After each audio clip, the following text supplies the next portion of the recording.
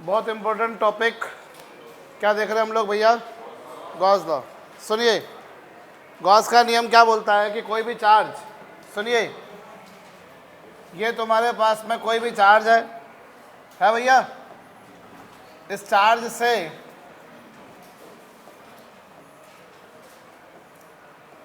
Electric field lines निकलेंगी। अगर positive charge है तो इससे निकलेंगी और नेगेटिव चार्ज है तो इस पर एंड होंगी। पर कुल मिलाकर समरी ये कि इलेक्ट्रिक फील्ड लाइंस निकलेंगी भैया, बोलिए। और इलेक्ट्रिक फील्ड लाइंस किसी भी सरफेस के परपेंडिकुलर पास होने वाली इलेक्ट्रिक फील्ड लाइंस को हम बोलते हैं इलेक्ट्रिक फ्लक्स। कल इसी के ऊपर काम किया हमने, किया। अब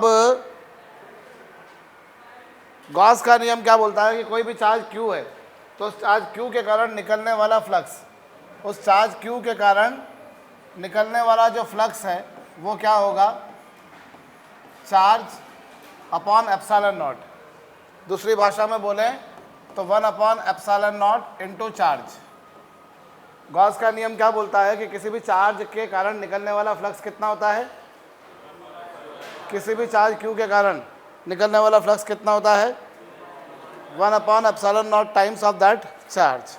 जो भी वो चार्ज है वो चार्ज का कितना? 1 upon epsilon not times. I repeat, ये तुम्हारे पास में कोई चार्ज Q है, ये तुम्हारे पास में क्या कोई चार्ज, इस Q के से इलेक्ट्रिक फील्ड लाइंस निकलेंगी, कलेक्टिवली उनकी संख्या को इलेक्ट्रिक फ्लक्स बोलेंगे।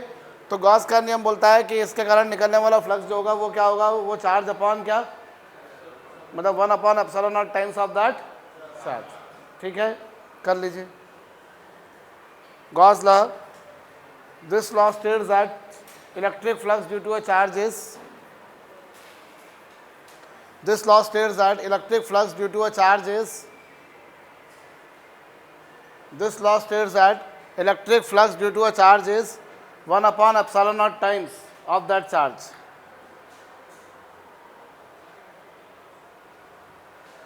This law states that electric flux due to a charge is 1 upon epsilon naught times of that charge.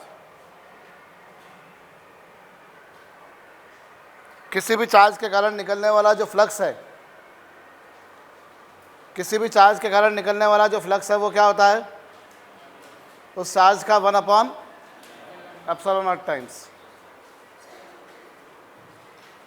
ठीक, इसको दूसरी भाषा में मैं बोलूं, इसको दूसरी भाषा में मैं समझूं तो इसी को कैसे समझ सकते हैं? देखिए, ये कोई सरफेस है, कोई भी रैंडम शेप की सरफेस है, कोई रेगुलर शेप है ऐसा ज़रूरी नहीं है, कोई भी रैंडम शेप की सरफेस है, उसमें कोई चार्ज रखा हुआ है Q। तो इस सरफेस से निकलने वाला फ्लक्स कितना होगा? इस सरफेस से निकलने वाला फ्लक्स क्या होगा? फ्लक्स थ्रू दिस सरफेस, इस सरफेस से निकलने वाला फ्लक्स क्या होगा? Q अपॉन क्या? Epsilon not times. इस सरफेस से निकलने वाला फ्लक्स ये होगा। भाई इस चार्ज से कितना फ्लक्स निकलेगा तुम मुझे एक बात बताओ? गॉस का नियम क्या बोल रहा है? इस चार्ज के कारण निकलने वाला फ्लक्स कितना है? तो इस चार्ज से Q अपॉन एप्सिलॉन नॉट निकलेगा, तो ऑब्वियसली इस सरफेस से भी कितना निकलेगा? Q by epsilon not. नहीं आया समझ में? मैं तुमसे पूछता हूँ इस चार्ज से कितना फ्लक्स निकल रहा है, तो ऑटोमेटिकली सरफेस से कितना निकलेगा? ऐसा तो है नहीं कि इस चार्ज से जो फ्लक्स निकला वो इस सरफेस से नहीं निकल पाएगा, वो तो इन्फाइनाइट तक जाना है, तो ऑब्वियसली इस पूरी सरफेस से भी कितना निकलना है? Q upon epsilon not. कहिए, ठीक है? फ्लक्स थ्रू दिस सरफेस वो क्या होगा? वो इतना होगा। इसको और ज़्यादा मॉडिफाइड लैंग्वेज में बोलूँ तो, इसको ज़्यादा प्रिसाइज लैंग्वेज में बोलूँ तो मैं लिखूँगा Q इन। यहाँ पर Q इन क्या है? ये Q इन जो है ये है charge enclose by surface. Q इन जो है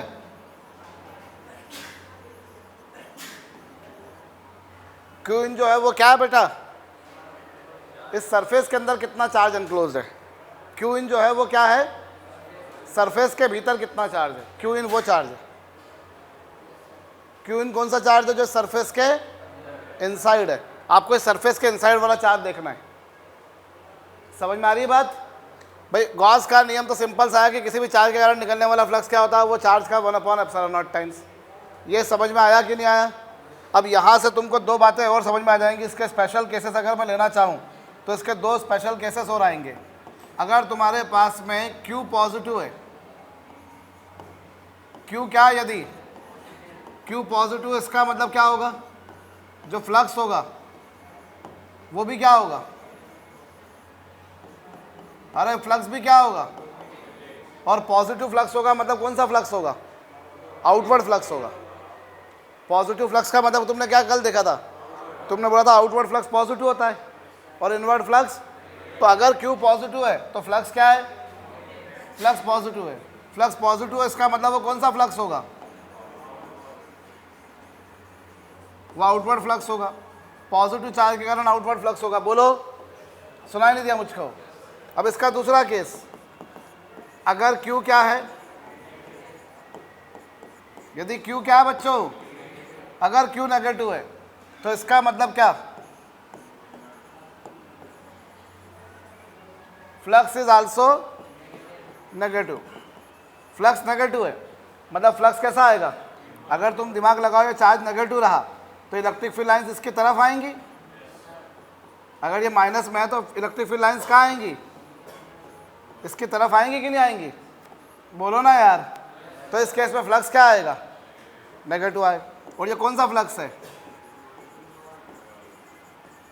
इनवर्ड फ्लक्स है। पॉजिटिव चार्ज के कारण आउटवर्ड फ्लक्स होगा और नेगेटिव चार्ज के कारण इनवर्ड फ्लक्स होगा।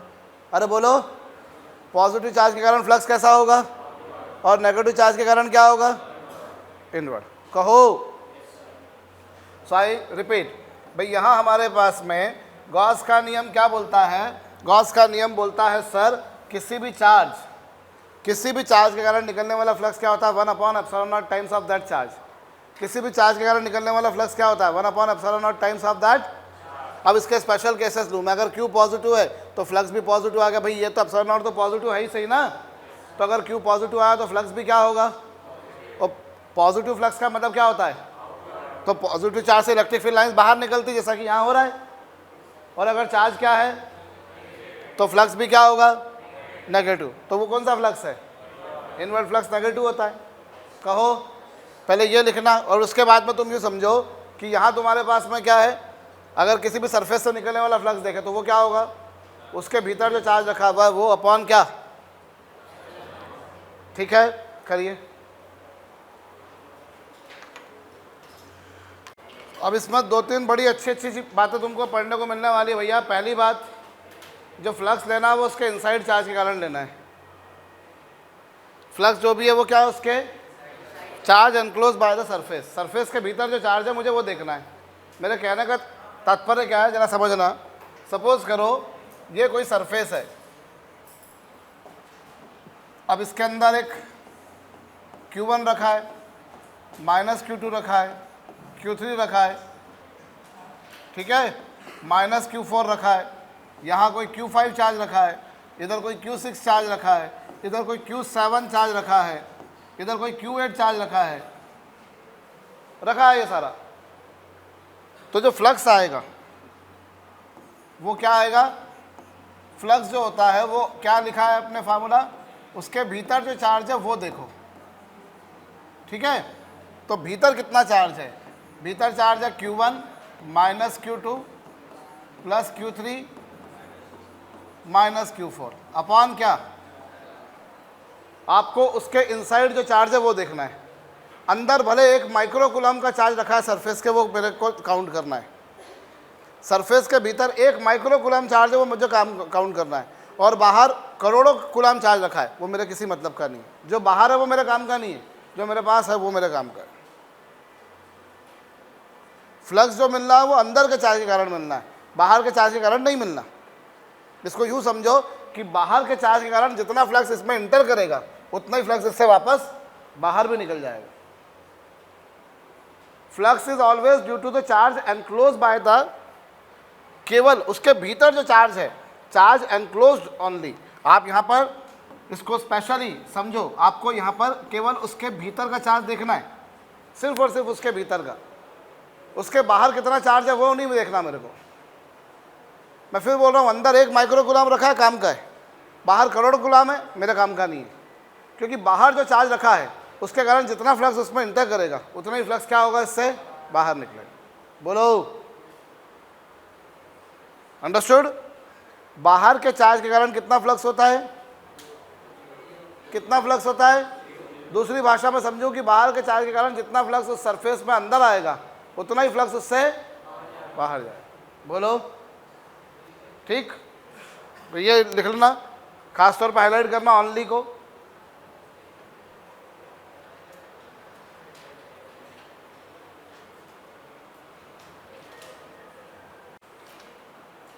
लिख लिया? Flux through any surface due to external charge कितना होगा? लिख लो, flux due to an external charge through any surface is 0।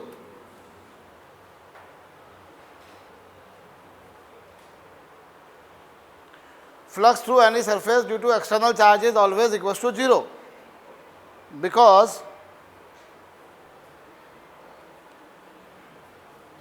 due to external charge what flux enters into the surface,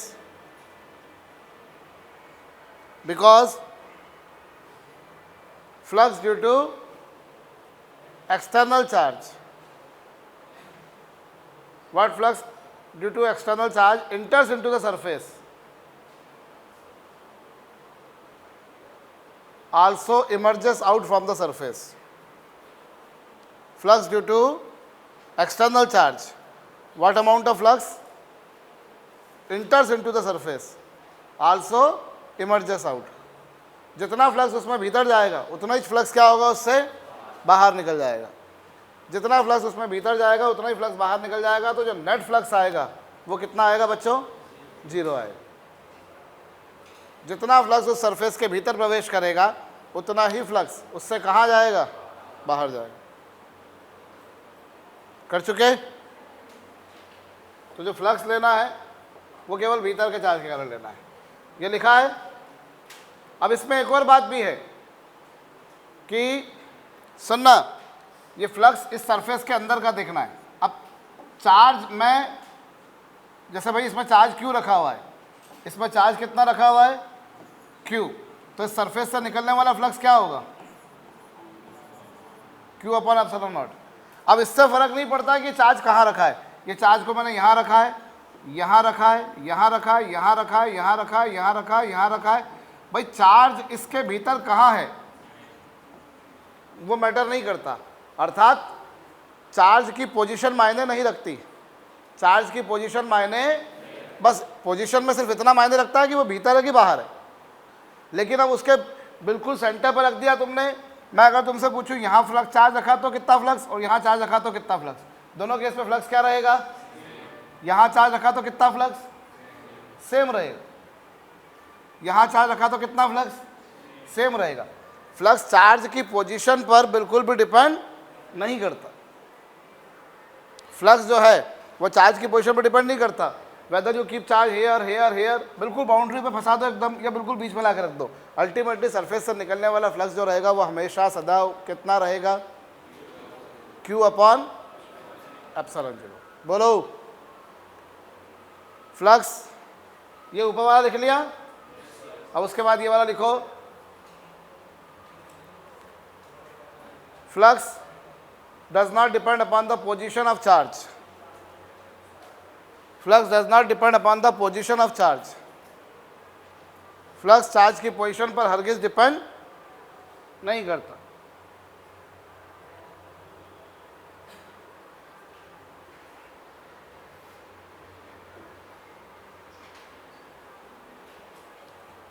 charge की position पर depend नहीं करता sir. Charge की position मायने नहीं रखती। दूसरी बात सुनो, ये एक सरफेस है, ये एक सरफेस है, ये एक सरफेस है, और इनके भीतर कोई चार्ज रखा हुआ है क्यू यहाँ पर।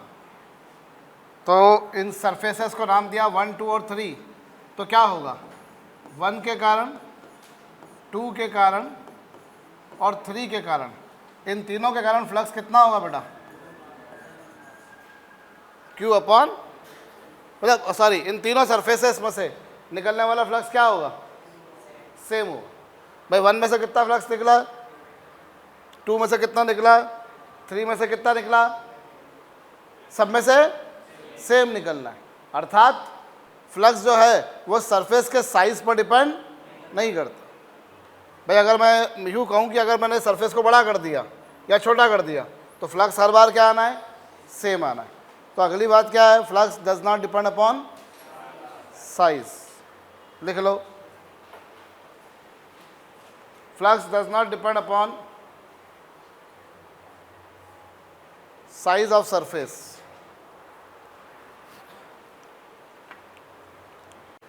फ्लक्स जो है वो चार्ज, वो सरफेस के साइज पर डिपेंड नहीं करता। तो पहली बात तुमने क्या देखी भैया यहाँ पर, पहली बात तुमने यहाँ पर देखी कि जो फ्लक्स है वो केवल उसके भीतर के चार्ज के कारण होता है। दूसरी बात तुमने क्या देखी, दूसरी बात तुमने क्या देखी कि चार्ज के पोजीशन पर डिपेंड। तीसरा, सरफेस के साइज से कोई लेना देना नहीं। ठीक है साहब, अरे कहिए, क्लियर। चलो सवाल लिखो एक।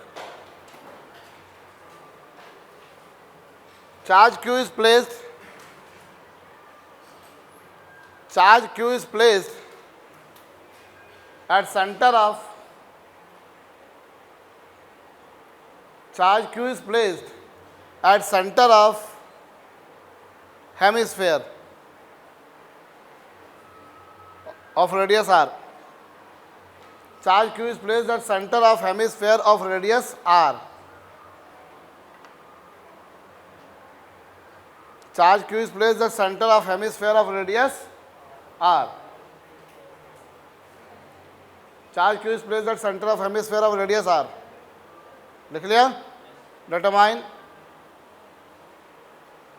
electric flux through the hemisphere. Determine electric flux through the hemisphere.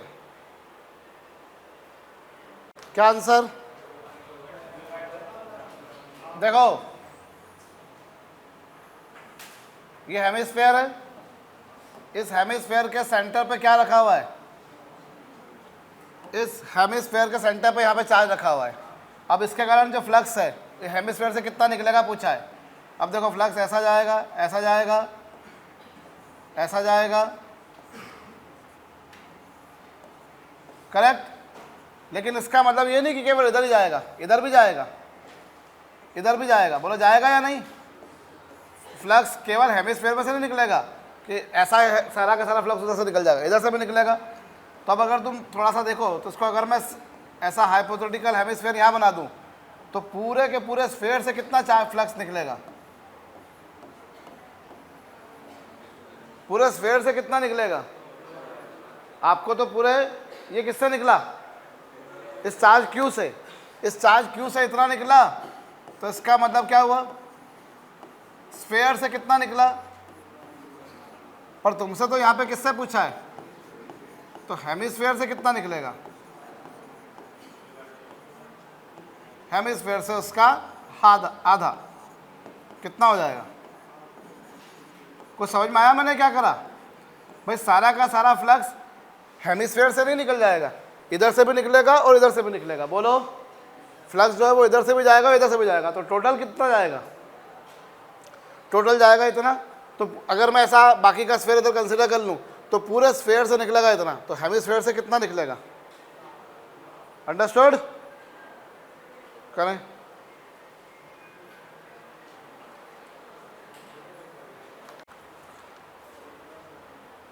Hemisphere से कितना निकल गया सर, ठीक, अंडरस्टूड। चलो यहाँ तुम्हारे पास में सुनना, यू हैव, ये तुम्हारे पास एक स्क्वायर प्लेट है। कैसी प्लेट है, जिसकी साइड लेंथ है a, इसकी साइड लेंथ क्या है, आपके पास में एक स्क्वायर प्लेट है a जिसकी साइड लेंथ a है, ठीक है।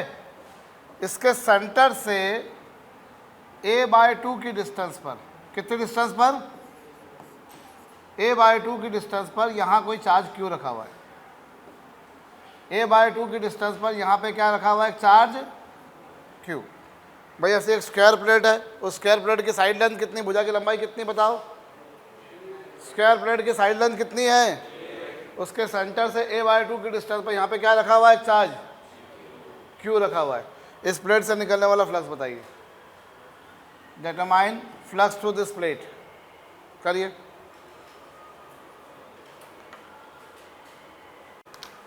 हो गया।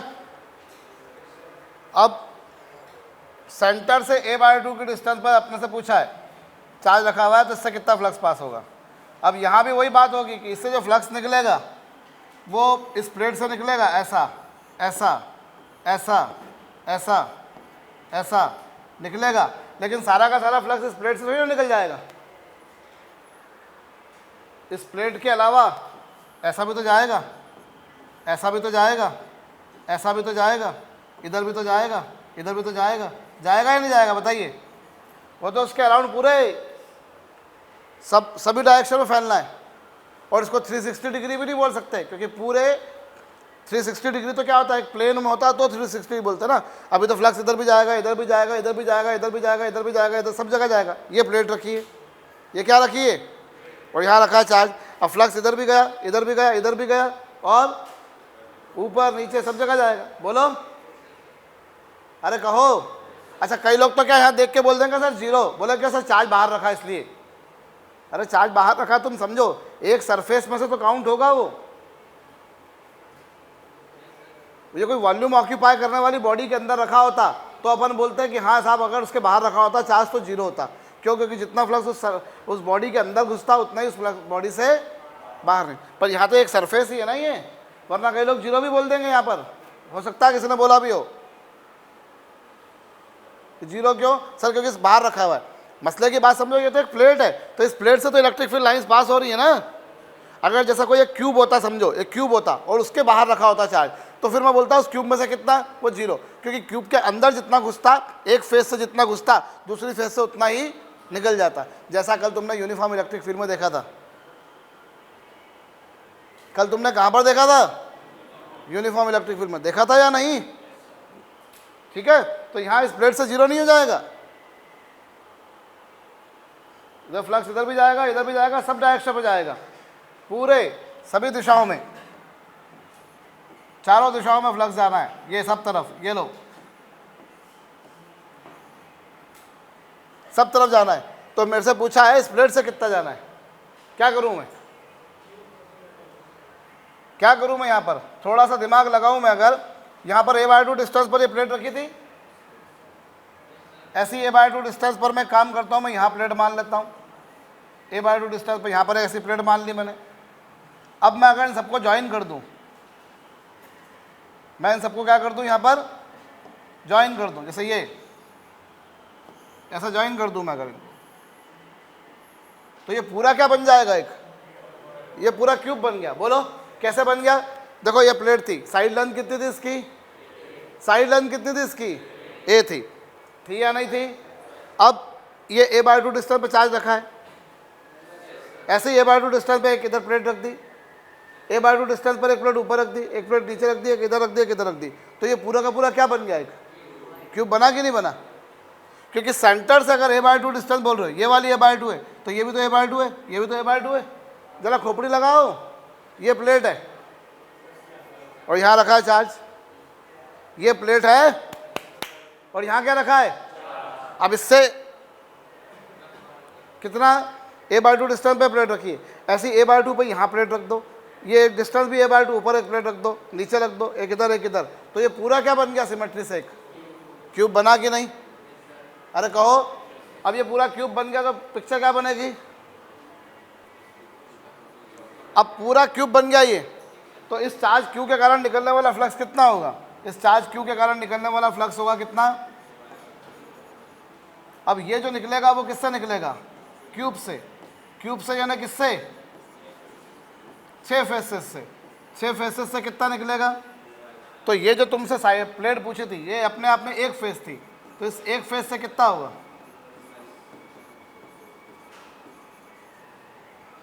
एक फेज से कितना होगा, Q by 6 epsilon not. I repeat, भाई ये तुम्हारे पास में एक प्लेट है, यहाँ रखा है चार्ज, कितने डिस्टेंस पर रखा है? अच्छा मुझे बताओ ये डिस्टेंस कितनी होगी? क्योंकि ये स्क्वायर है ना, अभी तुमको ये रेक्टेंगल दिख रही है, वरना ये स्क्वायर है ना, इससे कितने डिस्टेंस पर रखा है? a/2। तो ये डिस्टेंस भी a/2, ये भी a/2, ये भी a/2, ये भी a/2। तो ऐसे a/2 डिस्टेंस पर यहाँ पे एक प्लेट फंसाई, a/2 पर यहाँ एक प्लेट फंसाई, a/2 पर यहाँ एक प्लेट फंसाई, यहाँ एक प्लेट फंसाई, और यहाँ भी एक प्लेट फंसा दी। तो पूरा का पूरा क्या बन गया एक, और क्यूब तो 6 फेसेस से इतना होगा, और सभी फेसेस से समदूरस्थ रखा है, सेंटर पर रखा है, मतलब कैसा रखा है? इक्विडिस्टेंट। तो सबसे सेम फ्लक्स जाएगा। वरना अगर मालूम है क्या होगा, अगर तुम जैसे क्यूब है और क्यूब में क्या कर दो, तुम एक प्लेट के पास में रख दो, तो जिसके पास रखोगे उससे फ्लक्स ज़्यादा जाएगा और दूसरी दूर वाली से क्या जाएगा? कम जाएगा। अगर सिमेट्रिक है तभी बराबर बराबर जाएगा। अगर मैं चार्ज क्यू को इसके सेंटर पर न रखते हुए इसके अंदर घुसा के रखता, तो ये हेमिस्फेयर से फ्लक्स जो जाता वो Q/2 एप्सिलॉन नॉट से ज़्यादा जाता और उधर कम जाता। और अगर मैं इसको उठा के इधर रख देता तो इससे कम जाता और इससे क्या जाता? इतना तुम समझो भाई, उसकी पोजीशन पर डिपेंड नहीं करता। लेकिन तुम्हें यहाँ भी समझना है कि पोजीशन पर कैसे डिपेंड नहीं कर रहा। पूरे स्फेयर में से मैं इस चार्ज को इसके सेंटर पर रखूँ, यहाँ रखूँ, पूरे स्फेयर में से कितना पास होगा? वो इतना ही होगा। दिमाग लगाओ जरा।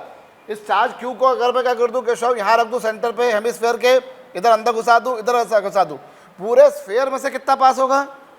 Q/ε0। लेकिन अगर मैं इसको ऐसा सिमेट्रिक ना रखते हुए यहाँ रख दूंगा तो इसमें से Q/2ε0 से ज़्यादा जाएगा और उधर ऑब्वियसली कम जाएगा। और अगर मैं इधर कर दूंगा तो क्या होगा? इधर ज़्यादा जाएगा, उधर कम जाएगा। समझे? अब यहाँ देखो तुम बिल्कुल सिमेट्रिक केस फंस रहा है। यहाँ कैसे सिमेट्रिक? a/2 डिस्टेंस पे एक प्लेट यहाँ, एक यहाँ, a/2 पे ऊपर नीचे, a/2 पे आगे, a/2 पे पीछे, तो ये पूरा क्यूब बन गया। और उस क्यूब के सेंटर पे रखा है चार्ज क्यू। तो क्यू इससे कितना जाएगा? वो डैम श्योर इतना ही जाएगा। 6 फेसेस से कुल मिलाकर कितना जाएगा? वो भी डैम श्योर इतना ही जाएगा। मसले की बात है कि वो बिल्कुल सिमेट्रिक रखा है, इसीलिए हर फेस से क्या जाएगा? उसका 1/6, यानी कि सेम। बोलो बोलो। हाँ, वो मान के चल रहे होते कि वो बिल्कुल 0 थिकनेस है। वो तो अपने पास एक फेस है केवल, बस। कर लिया बेटा? लिखो, a charge Q is kept at corner of A cube.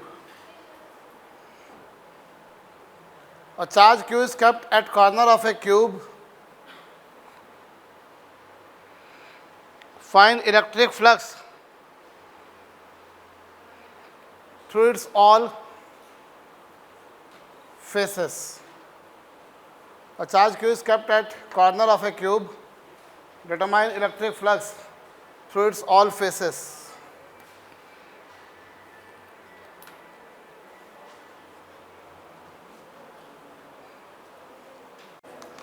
हो गया आंसर? देखो भैया, वी हैव दिस क्यूब,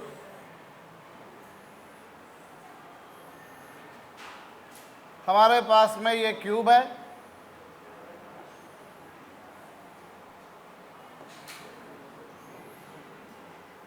ये क्या है हमारे पास में? क्यूब। इस क्यूब के कॉर्नर पे मैंने चार्ज कितना रखा? क्यूब। इसकी सभी 6 फेसेस से निकलने वाला फ्लक्स क्या होगा? तो देखो, अव्वल बात तो ये है कि जो चार्ज क्यू रखा है वो पूरा का पूरा इसके अंदर नहीं जा पाएगा।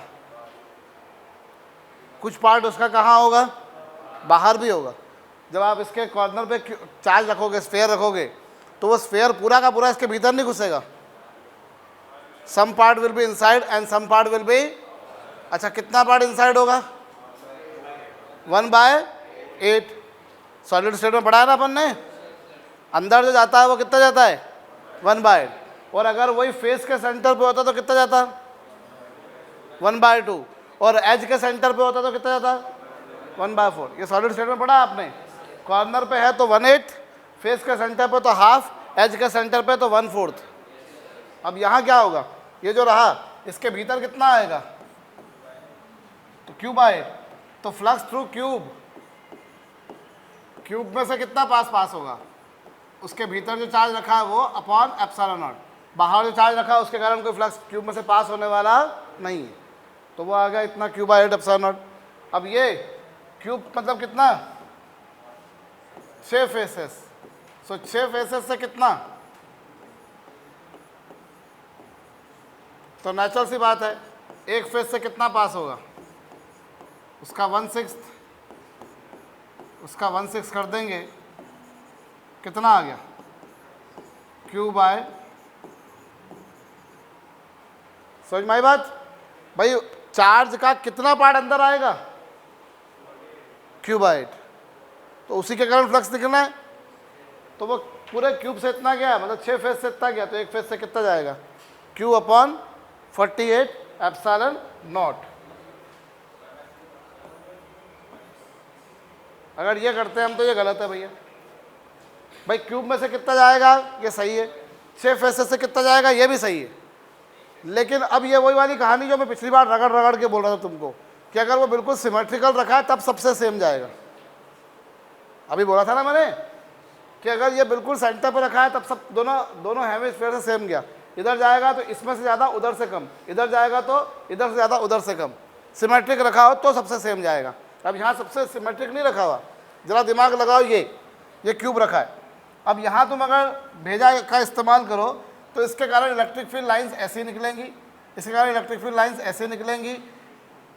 कैसे निकलेंगी? भाई देखो जरा दिमाग लगाओ, वहाँ चार्ज रखा हुआ है तो उस चार्ज के कारण, उधर कॉर्नर पे चार्ज रखा हुआ है तो उसके कारण इलेक्ट्रिक फील्ड लाइंस ऐसे निकली, उसके कारण इलेक्ट्रिक फील्ड लाइंस ऐसी निकली, उसके कारण इलेक्ट्रिक फील्ड लाइंस ऐसे निकली। बोलो निकली कि नहीं? भाई उस चार्ज से इलेक्ट्रिक फील्ड लाइंस कैसे निकली? वहाँ चार्ज रखा हुआ है तो ऐसी नीचे गई, ऐसी गई और ऐसी गई। अब इधर जैसे ये इधर से गई और हमारे पास में जैसे एक ऊपर वाली फेस के पैरेलल चली गई, एक ये वर्टिकल वाली के पैरेलल चली गई, और एक कौन सी जो पीछे वाली है उसके पैरेलल चली गई। गई कि नहीं भैया? अलॉन्ग एक्स एक्सिस गई, अलॉन्ग जेड एक्सिस गई और अलॉन्ग ऐसे चली गई भैया। आई रिपीट, वहाँ जो चार्ज रखा हुआ है उससे इलेक्ट्रिक फील्ड लाइंस कैसे निकली? दीपशिका समझो, ऐसी गई, ऐसी गई और ऐसी गई ना? ठीक है। अब उसके कारण क्या होगा? ये जो ऊपर वाली फेस है इसका एरिया नॉर्मल किधर? इसका एरिया नॉर्मल इधर ऊपर की तरफ, ये इसका एरिया नॉर्मल इधर है। जरा दिमाग लगाओ, ये इलेक्ट्रिक फील्ड लाइंस ऐसी गई तो इसका एरिया नॉर्मल ऊपर है और इलेक्ट्रिक फील्ड लाइंस ऐसी है, तो इस ऊपर वाली में से फ्लक्स कितना पास होगा? एरिया नॉर्मल और इलेक्ट्रिक फील्ड के बीच में अगर एंगल 90 डिग्री तो फ्लक्स कितना होता है? सुनाई नहीं दिया मुझको? 0 होता है। कॉस थीटा लगाते हो तुम तो फ्लक्स 0 होगा। अब इलेक्ट्रिक फील्ड लाइंस ऐसी गई और उसका एरिया नॉर्मल ऊपर है तो फ्लक्स 0। इलेक्ट्रिक फील्ड लाइंस ऐसी गई, इसका एरिया नॉर्मल ऐसा है और इलेक्ट्रिक फील्ड लाइंस ऐसी गई, तो इस वाली फेस में से भी फ्लक्स कितना? और इलेक्ट्रिक फील्ड लाइंस ऐसी गई तो इसका एरिया नॉर्मल ऐसा है और इलेक्ट्रिक फील्ड लाइंस ऐसी है, तो इससे भी फ्लक्स कितना? तो इससे भी कोई फ्लक्स पास नहीं होगा, इससे भी नहीं होगा, इससे भी नहीं होगा। होगा क्या? जो कॉटर्मिनस एजेस जो इससे जुड़ी हुई हैं उन तीनों फेसेस से कोई फ्लक्स पास नहीं होना। भाई इलेक्ट्रिक फ्लक्स ऐसा गया तो इसका एरिया नॉर्मल ऐसा है तो इलेक्ट्रिक फील्ड ऐसी है, फ्लक्स कितना पास हुआ? इलेक्ट्रिक ये ऐसा गया, ये ऐसा है तो इसमें से भी फ्लक्स कितना पास हुआ? ये ऐसा गया, एरिया नॉर्मल ऐसा है तो इससे भी फ्लक्स कितना पास हुआ? 0। तो इसमें से और इसमें से कोई फ्लक्स पास नहीं होगा। जो भी पास होगा वो किससे होगा? ये वाली से, वो वाली से और ये वाली से। तो जो 3 फेसेस उसको टच कर रही हैं, जिनके कॉर्नर पे वो क्यूब रखा हुआ है, चार्ज रखा हुआ है, उन 3 फेसेस से फ्लक्स पास होगा 0। उन 3 फेस से कुछ नहीं होगा। ये जो सामने वाली है, ये वाली, ये वाली, ये वाली, इन 3 से पास होगा। तो ये जो फ्लक्स पास हो रहा है ये 3 फेसेस से पास हो रहा है। कितना? तो एक फेस से कितना पास होगा?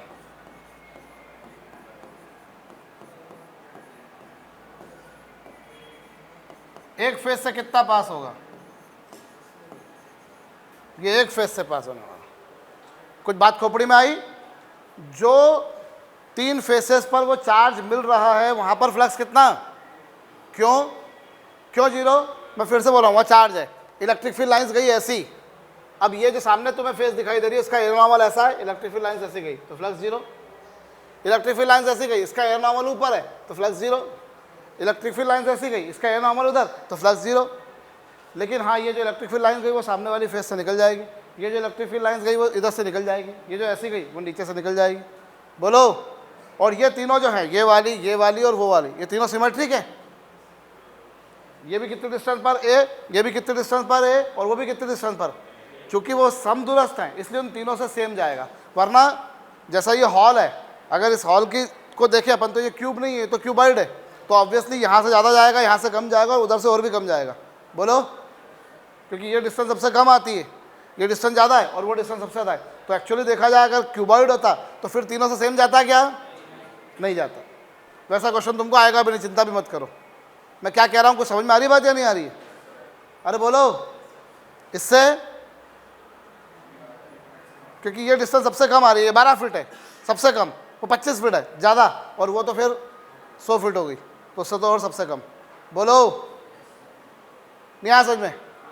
तो सिमेट्री से क्यूब में तो क्या सब सेम है। तो ये जो फ्लक्स आया, पहली बात तो पूरा चार्ज अंदर नहीं है, इतना है, तो पूरे क्यूब से इतना होगा, मतलब पूरी 6 फेसेस से कुल मिलाकर इतना होगा, 6 फेसेस से इतना होगा, ये बात सही है। लेकिन बात ये कि वो 6 फेसेस बिल्कुल सिमेट्रिक नहीं है उसके, जिन 3 फेस को वो चार्ज मिल रहा है उन 3 से 0, लेकिन सामने वाले 3 फेस से कुल मिलाकर कितना? भाई 6 फेस से इतना है, लेकिन उनमें से 3 फेस से तो 0 ही हो गया, तो बाकी के 3 फेस से इतना, तो 1 फेस से कितना? अंडरस्टूड? करिए।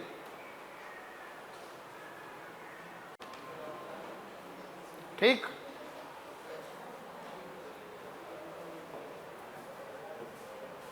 चलो भैया,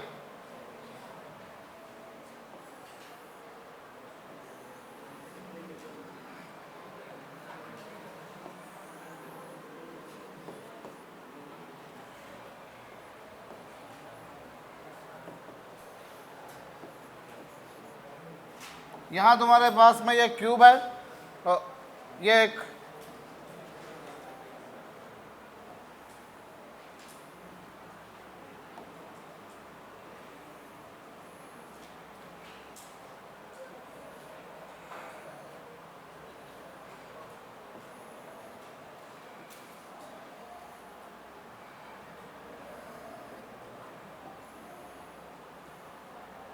ये क्यूब रखा है भैया इस तरीके से, ठीक है?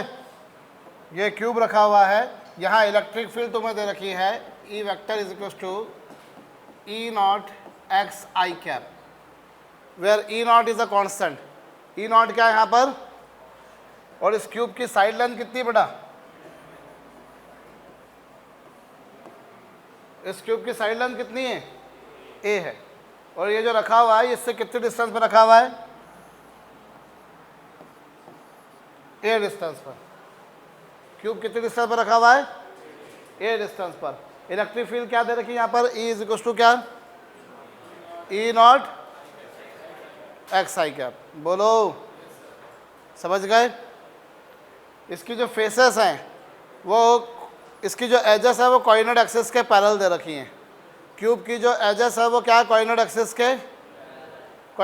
के पैरेलल हैं। आप बताइए इस क्यूब में कितना चार्ज है? Determine charge enclosed by the cube. Determine charge enclosed bye cube. Cube के भीतर कितना आवेश है बताना है आपको। जी हुआ? साइड लेंथ कितनी है साहब? ए है, ये भी ए डिस्टेंस पर रखा है। क्या पिक्चर चलाऊं मैं? देखो, इस क्यूब की सारे कॉर्नर्स को मैं नाम देता हूं। जैसे इसको नाम दे दिया मैंने ABCD दिया, इसको मैंने नाम दिया EFGH। क्यूब में कितनी फेस होती हैं? तो मुझे सभी 6 फेस से फ्लक्स निकालना होगा। अब पहली बात तो तुम ये देखो कि जो इलेक्ट्रिक फील्ड है, इलेक्ट्रिक फील्ड जो है यहाँ पर जो तुमको दिखाई दे रहा है I कैप, मतलब इलेक्ट्रिक फील्ड की जो डायरेक्शन है वो किधर है? इलेक्ट्रिक फील्ड की डायरेक्शन ये अलॉन्ग एक्स एक्सिस। और क्या वो इलेक्ट्रिक फील्ड यूनिफॉर्म है? क्या ये इलेक्ट्रिक फील्ड यूनिफॉर्म है? कैसे मालूम यूनिफॉर्म नहीं है?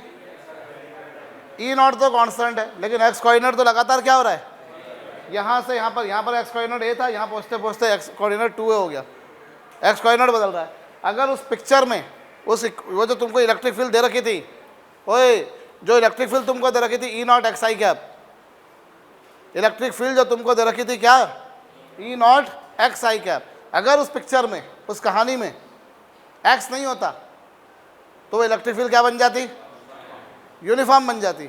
और यूनिफॉर्म इलेक्ट्रिक फील्ड के कारण इससे निकलने वाला फ्लक्स कितना होता, कितना होता, और जीरो फ्लक्स होता था तो चार्ज कितना होता, जीरो। फ्लक्स बराबर जीरो रखोगे तो Q upon epsilon not zero, तो फ्लक्स चार्ज कितना आ जाएगा, जीरो आ जाएगा। अरे बोलो ना यार,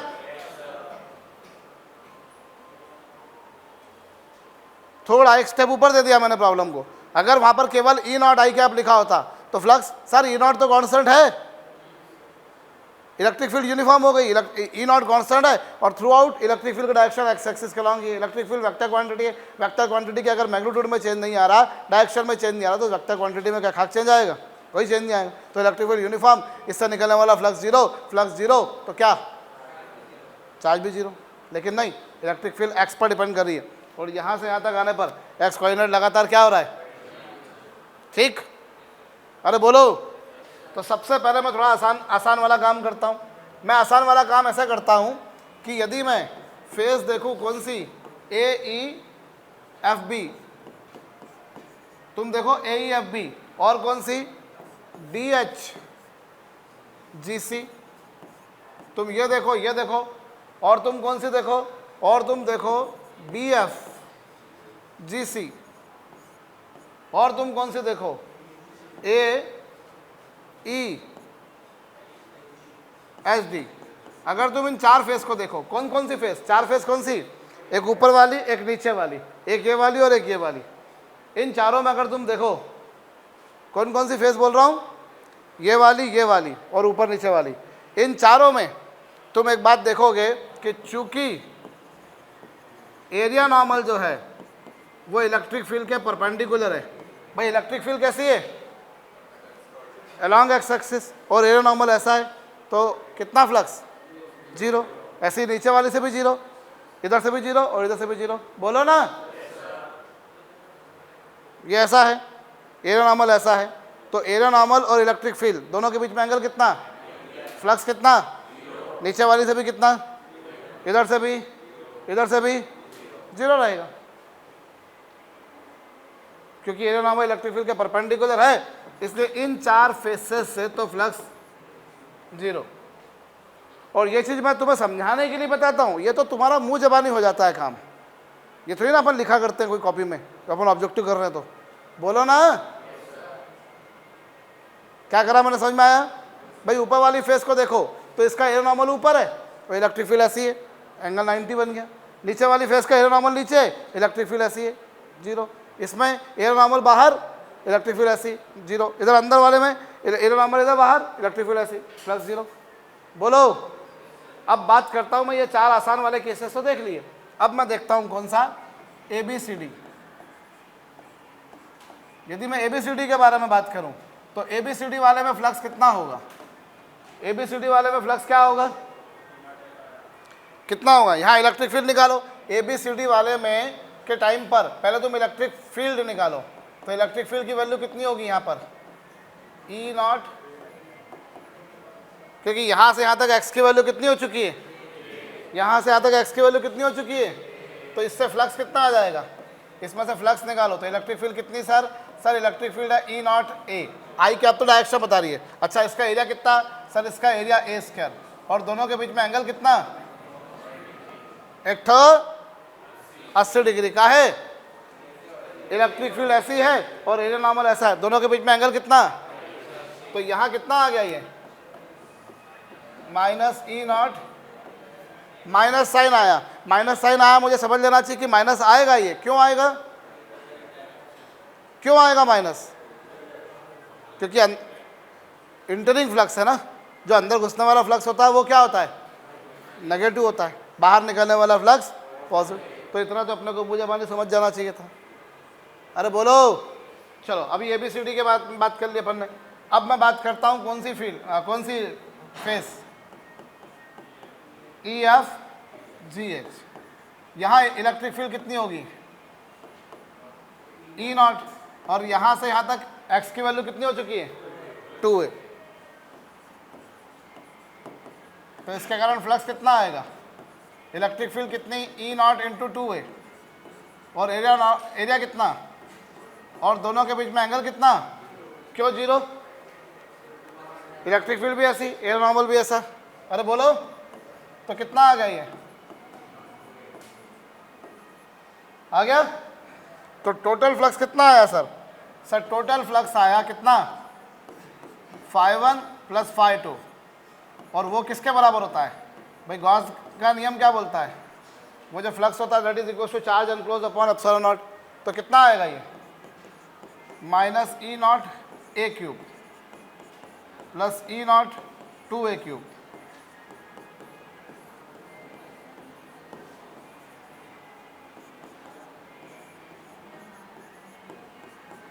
क्या आएगा, इसका इधर मल्टीप्लाई कर दोगे तो ई नॉट एप्सिलॉन नॉट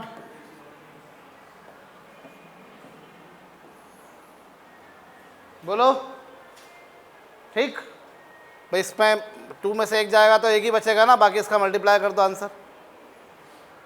अंडरस्टूड भाई। किसी भी सरफेस से निकलने वाला फ्लक्स किसके बराबर होता है, गॉस का नियम क्या बोलता है, चार्ज एनक्लोज अपॉन क्या, कर लीजिए।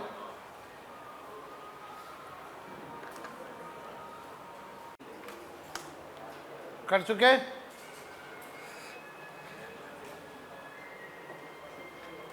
सुनो भैया,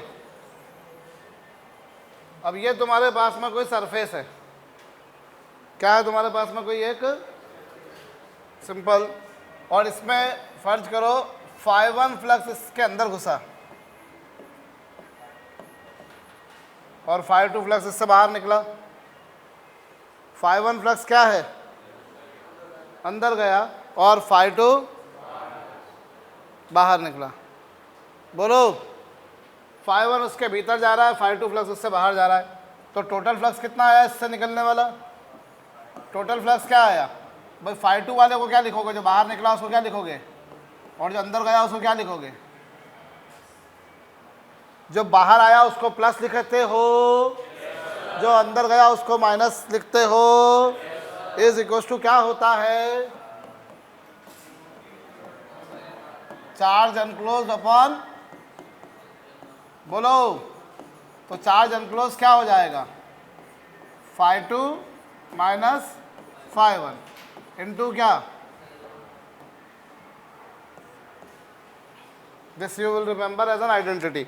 पिछला सवाल भी अगर देखा जाए तो एक तरह से उसी तरह का था कि नहीं, जो बाहर निकला वो प्लस आया और जो अंदर गया वो क्या आया, माइनस आया। बोलो आया कि नहीं। तो अभी कभी कोई न्यूमेरिकल आ जाए जिसमें तुमको दिख जाए कि तुमको शीट में ऐसी प्रॉब्लम, जिसमें तुमको फ्लक्स के वैल्यूज दे रखी होंगी कि इतना फ्लक्स अंदर घुस रहा है, इतना फ्लक्स बाहर निकल रहा है, बताओ चार्ज कितना। तो चार्ज कितना होगा, φ2 माइनस φ1 इंटू कितना, अंडरस्टूड, ठीक है।